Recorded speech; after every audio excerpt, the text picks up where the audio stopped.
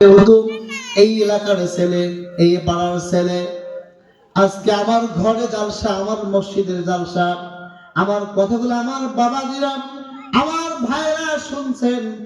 ভুল হলে কষ্ট পাইলেও আমার কোনো কিছু করার নাই। আমার এলাকার এলাকার মসজিদে যখন জুমার নামাজ আজান হয়, দেখা যায় আজান হওয়ার সাথে সাথে বা কিছুক্ষণ পরে মসজিদ ভরে যায়। আপনারা জবান খুলে বলবেন লিল্লাহি তাকবীর। আল্লাহ তোমার বান্দা আমার চাঁদ আলিম, আমার কলিজার টুকরো সন্তান আমির হামজা 500 টাকা দান করে তুমি কবুল করো। আল্লাহ তাআলা আমার নানান দুঃখের কবর আযাব মাফ করে দাও। সকলেই বলেন আমিন, আর জোরে বলেন আমিন।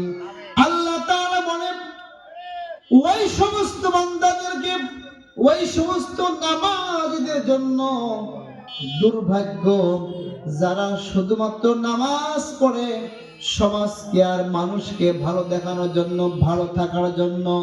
এই নামাজ আপনি হাজার হাজার বার বললেও একটা সিজদা আপনার রবের দরবারে কবুল হবে না। এই নামাজ পড়ে কারা? দেখবেন শুক্রবার জুমার দিনে আজান হলে কিছুক্ষণ পরেই মসজিদ ভরে যায়।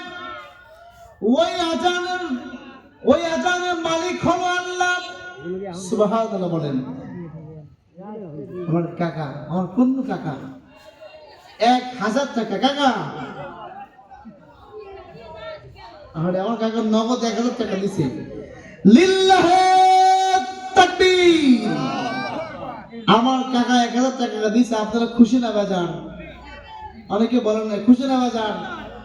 দেখছেন, আমার কাকা যদি আরেকটু বাড়া দেয়, আমার কাকার কি না খেয়ে থাকা লাগবে? কষ্ট হবে কি?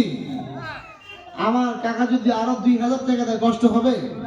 না খেয়ে থাকা লাগবে? আপনার কি মন থেকে চাচ্ছেন? মন থেকে দোয়া করবেন? আমার কাকা যদি আরো 2000 টাকা দেয়, আমরা প্রাণ করে দোয়া করবো। এখানে আরো হাবেস আছে।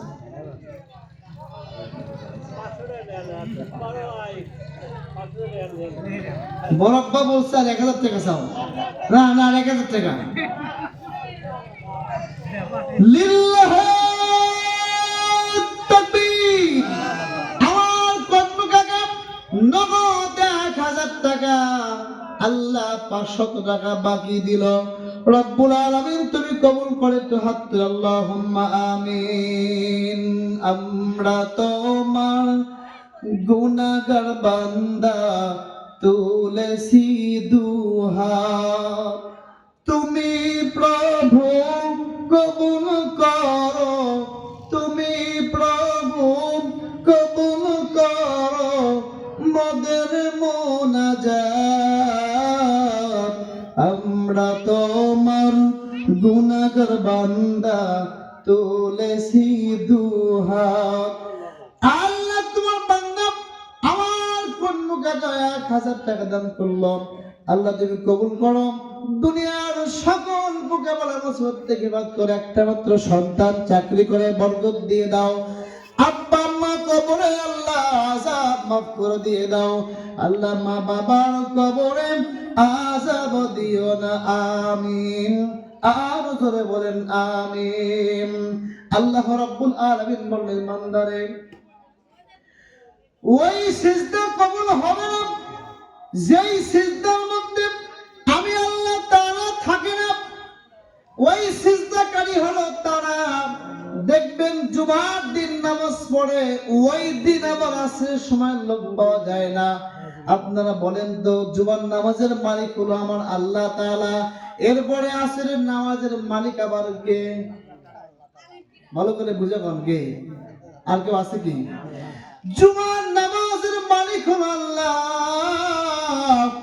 আবার আসর নামাজের মালিক হলো আমার আল্লাহ। কিন্তু আমরা অনেকে চিন্তা করি আজকে শুক্রবারের দিন, ছুটির দিন, বাড়িতে আছি, জুমার দিনেও যদি নামাজ পড়তে না যাই মানুষ কি বলবে? ঠিক কিনা? আমি কি ভুল করলাম? এই নামাজ যদি পড়তে না যাই সমাজে মুখ দেখান যাবে না।